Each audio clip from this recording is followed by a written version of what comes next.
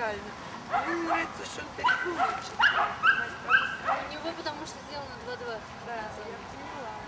Вот. То есть Анна Селина, не Ну,